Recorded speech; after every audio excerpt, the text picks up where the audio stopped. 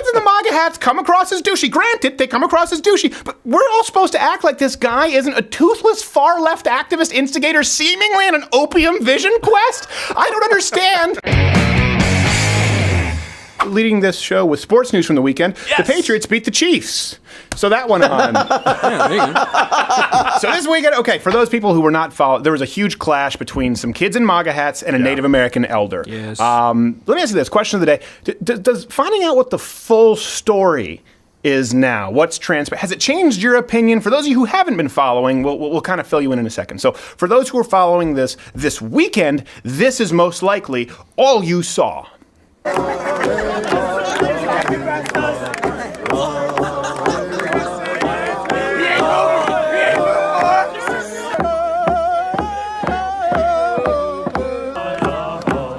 That kid didn't even know he was being filmed.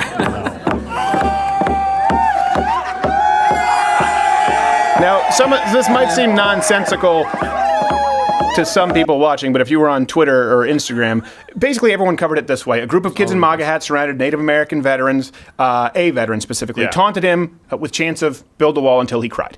That's pretty much how it was covered. There was the outrage mob on... Right? No, there was the outrage mob on Twitter. A single tear like you just saw pollution. Right, exactly. I saw a MAGA hat by the roadside. Also, my drum's out of beat. Meth will do that. This is a terrible start. Many on Twitter right away, they started with the outrage mob against the kids. Here's the thing. Many conservatives actually took the side of Nathan Phillips, the Native American elder, without waiting for the full story. If you notice, one person did not react immediately. Yours truly. Here's why. When I see this sort of thing, when I see this kind of a story, I think to myself, sleep on it. Well, you, like every other person out there, should have learned by now that you can't just judge what the media gives you, right? Especially edited clips of videos. Well, especially when it didn't show anything other than people standing there. Yeah, but the thing is that it's getting to the point where you have to think that with literally every story that's on the news, because I only saw this, I was watching the morning news on Sunday, and I thought to myself, wow, there's a punk kid acting like a punk kid at a school field trip.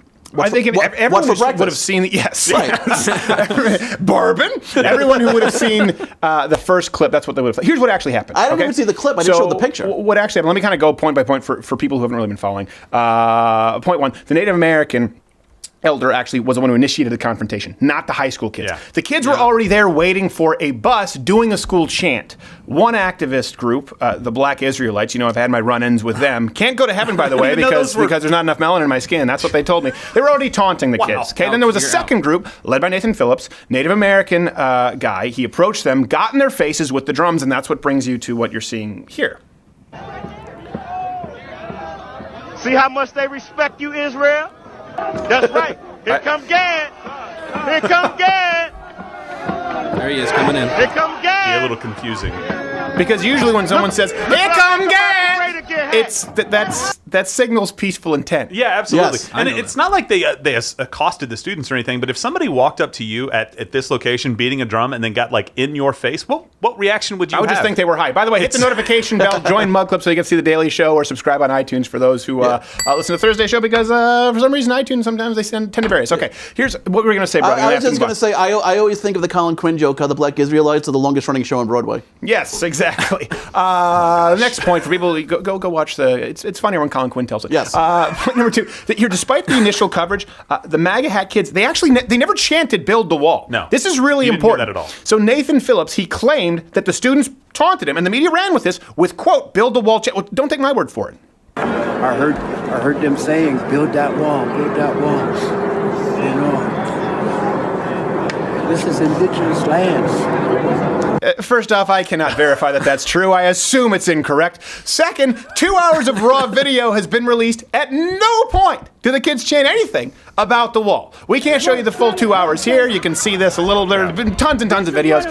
You can go look it up. Make America great. You can go look it up and watch for yourself. Yes, we will. And of course, as more evidence emerged, by the way, it became increasingly clear that Native Americans were just looking for a bar fight. We know that now. It seems a little clear. Shit. By the way, Nathan Phillips, something else that nobody covers, Nathan Phillips, not just some random Native American elder. He's a far-left activist who has a long-standing history of instigating confrontation and then claiming racial harassment.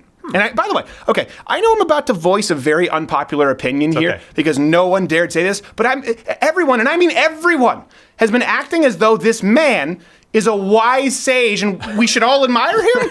We always took care of our elders. We took care of our children. We always provided for them. We taught them right. You did? I mean, is it me? Because if the kids in the MAGA hats come across as douchey, granted, they come across as douchey, but we're all supposed to act like this guy isn't a toothless far-left activist instigator seemingly on an opium vision quest? I don't understand.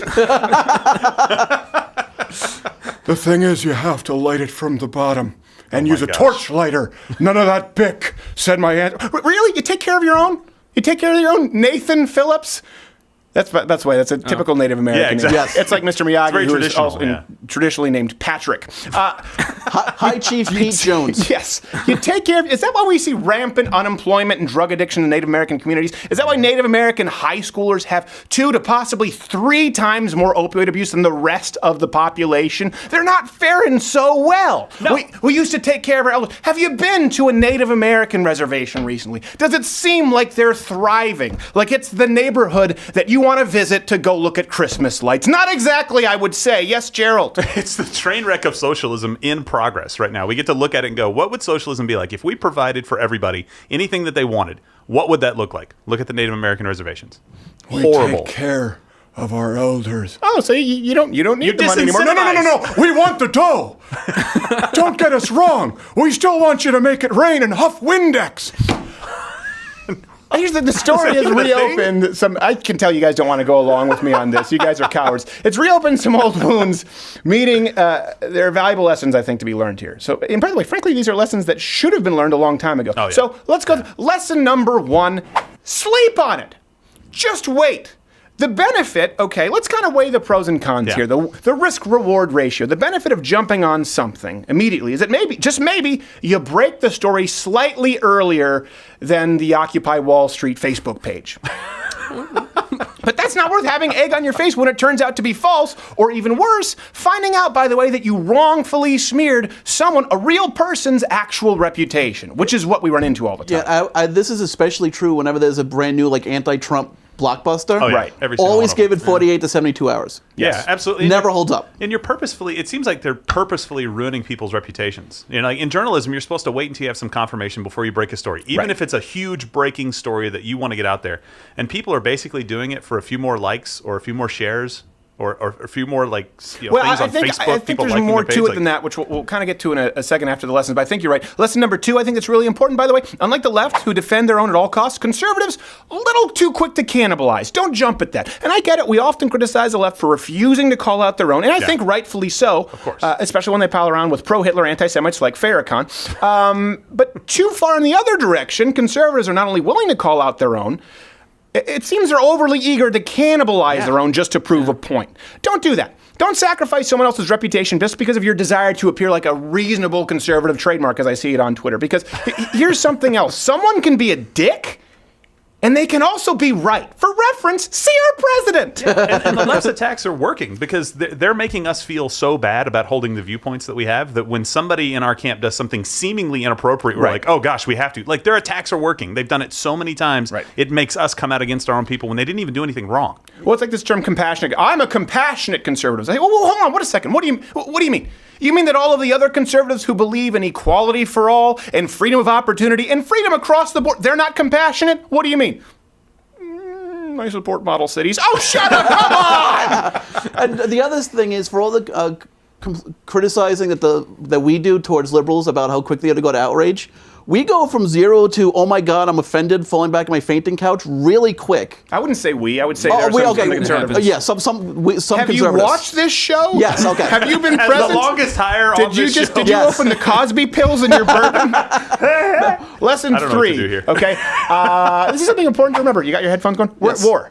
Yeah. This is a lesson, by the way, that Andrew Breitbart tried to teach us. The media tries to paint this, and I was watching, unfortunately, CNN on Sunday. I do it almost every Sunday because why? I do it so that you don't have Thank to. you. You should be thanking me. I just But they did. try to say, Trump tries to paint this as though it's Trump versus the media. When It really, is. we're looking. That's exactly what it is. And it's Yeah. it's not only the media versus Trump. It's the media versus anyone on the right. And by the way, it's always been this way. Yeah. The idea that it started with Trump. This whole debacle. It's very similar to when was it Congressman Clyburn? Yeah. I think it was think so, Clyburn yeah. who claimed the Tea Party protesters called John Lewis the yeah. N-word. By the way, the media, they played the clip, they ran the headline, and you assumed you heard. I remember this. I assumed that I heard it the first time it ran because they showed the congressman walking up the steps. And then the chyron says, called the N-word. And so Right. what does it do? It tricks you where you go, oh, well, of course, They must they're have done showing it. the clip. He got mad. They wouldn't just silence the audio and say he was called the N-word. They could never do that. But it never happened. No one ever said the N-word, just like none of these kids, none of them ever chanted build the wall. Andrew Breitbart, by the way, offered to donate $100,000 to the Negro College Fund for evidence that anyone said the N-word. And here's what's important about that. You can go back and watch the people who are kind of new. You came in with the alt-right, kind of this new troll conservative. I get it. I'm glad that you guys are on board and you're developing. But a lot of you aren't familiar with what happened with Andrew Breitbart. They dragged his name through the mud over this. yeah. He offered $100,000 to the college fund for anyone who had any evidence saying the N-word. Okay? Here's what matters.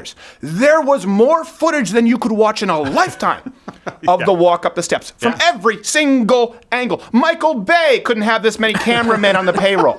All right? And it showed the opposite. No evidence of the N-word, which some could say is evidence of the opposite. Yeah. Because one thing I remember from that time is that was also when Democrats first started. Well, if you were a Jewish Democrat, you happened to get a fact from someone who said a Jewish slur. Right. And if you were a Hispanic Democrat, you happened to get a fact from someone who had a Hispanic slur. And then when Eric Hanna pointed out, it's like, oh, by the way, I'm a Republican, and I have Democrats and people who are against me sending Jewish slurs towards me. All of a sudden, the media didn't care. Right. And when the Republicans like, I got an envelope with white powder in it. Must be some more powder cocaine for you. Look, the retractions that happen after this too don't make any difference whatsoever, right? Once you say it and you put it out there, everybody's like, oh, of course they were yelling the N-word at people. It doesn't matter. I mean, Breitbart did something very laudable, but ultimately, how many people on the left said, oh, maybe they're right? Well, at that point, his platform wasn't big enough to really combat No. the media. That was the issue Right. that he was running up against. Exactly. That's why we're so grateful for people who joined Mug Club, and we're grateful that we're able to be surpassing the big leftist channels here on Boom. YouTube. But if you look at this with the MAGA Hat Kids, I guess is the story how it's being told. Are we supposed to believe that CNN didn't have the ability to find the full footage? This is honestly, because we just... To do the How basic limited are research, their the capabilities? same media who tells us, by the way, they tell us that they're real journalists, and they go, well, we hate Donald Trump's attack on the press because true journalism, not some bloggers out there with fake news. We matter, and we're the backbone of the American traditional institutions of truth. Really? So we're supposed to believe here that so there are only two options here, okay? Option number one, either CNN and the rest of the media are grossly incompetent. They didn't have access to the clips or couldn't be bothered to do basic research. By the way, the kind of basic research that we do on this, a comedy show. Or, number two, they acted out of malice. They acted in malice in that they had access to the full footage and they ran the story as you saw it anyway. Probably number two, based on the fact that CNN was still pushing the story the morning after it had already been debunked. Yeah. Well, I would really go with third option there. Both. I think they're both incompetent and very they have likely. malicious intent. They have a worldview and they're looking to push that worldview, period, no matter what evidence comes against them at all. Yeah, I think this is also the result of when you get kids going to the Columbia School of Journalism looking to be the next Samantha Bee. Because I don't know that that's a thing, a but I'll real go with journalist. you. Yeah, not a real I journalist. was going to say Jon Stewart, but I'm actually a fan of his comedy. But Yeah. No, but the thing is that they're attacking these stories not from looking for a place of truth. They're attacking it from a place of we hate Donald Trump. Right. So the normal vetting that would go into like checking to see if these were accurate, like say I don't think it's exclusive to Donald Trump, though. I mean, remember Dan Rather? It's worth and the, I and the think forging it's with definitely forging the worse for him. documents with Oh, Bush. it's always been like this for the right. I think it's definitely been worse for Donald Trump. Yes. They're not even pretending to. Well, Well, Trump. because It's more he's than not up to going 100. silently into the Yeah. night, because Yes. Donald Trump is calling them out for it. And I don't think, and I know you were not a big fan of President Trump, and I certainly wasn't in the primaries, but I will say this, at this moment in time, I don't think that any other candidate, had they become president, would have highlighted the media for their dishonesty like he no, does. absolutely. I think he's a lightning rod in that Well, and they respect. blame Donald Trump for the division. He is a result of the division that they created, right? At least in part, right? Their part of it created Donald Trump. If they're pissed Yeah. at anybody for Donald Trump being president, they need only look at themselves. Right. Yeah, you do this enough with the MAGA kid and the Native American story, and you say, look at this, and then what you end up with, you say, what do you think about Alexandria Cortez? And Donald Trump says, who cares? That's what happens. Yeah. You end up with, who cares? Screw you. Yeah, but you said the MAGA kid attacked the old Redskins, so I don't care what you have to say. That's what happens. And by the way, yes, we should be reasonable. Okay? We shouldn't have a herd mentality of disagreeing with our opponents just for the sake of disagreement. But compromising just for compromising's sake is just as shameful. You don't become, this is what bothers me when you see conservatives cannibalizing themselves. You don't all of a sudden become reasonable by randomly agreeing with the left every once in a while. By like, well, I'll throw them a bone because the kid had a douchey hat. That's what happened here. Many on the right forgot that the media is waging a war against us. They wanted to appear reasonable. They wanted to appear even-handed as opposed to looking for truth. So they sided against these high school kids who did nothing but really stand and smile. Honestly, I get it. I get it. Privileged white kids, we're all supposed to hate them, wearing a MAGA hat, and he has a shit-eating grin, so we're supposed to... I understand that, but the truth is, this really isn't all that different from any kind of a civil rights protest where they say, don't be violent, just stand and smile. If the Native American were holding a rifle and he were putting a daisy in there, it would be an iconic picture. Well, I mean, not for him, because he's white. Right, no, exactly. And he just get run over with a tank. By the way, this, of course, opened the floodgates to countless articles, people who don't want to talk about this. The conservatives who virtue signaled and said, oh, I can't believe these kids, they should be ashamed of themselves. It opened the floodgates to countless articles about the school being being against LGBTQAIP. I was just reading in a Huffington Post this morning how they need to be shut down, and by proxy, the Pences being evil supervillains. You get the point. So remember the lessons here. If you see a controversial news story, okay, sleep on it. Be skeptical and don't crucify one of your own in a panic over the media, especially not publicly. That's what's really important. Wait for the evidence. And remember, when it comes to truth, when it comes to the access to information right now, don't forget, we are absolutely in a war. We are at war. Remember that. We have AJ Styles coming up after the break. Ooh. Hey there, YouTube viewer. If you like this video, I would say subscribe, hit the notification bell, or watch one of these videos playing in a box that we've personally uploaded and programmed for your viewing pleasure. The problem is now, in today's day and age on YouTube in 2018, any of those three things that you do, any of those three buttons that you click will take you directly to a Seth Meyers video. So stay here and join Mug. Get off of here. Go to loudwithcrowder.com/mugclub. It's the only safe place you can go and join.